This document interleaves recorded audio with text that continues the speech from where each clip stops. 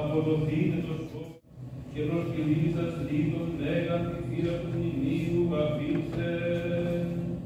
Είτε η Μαρία η Μαγδαληνή και η Άλλη Μαρία καθήμενε απέναντι του βάφου.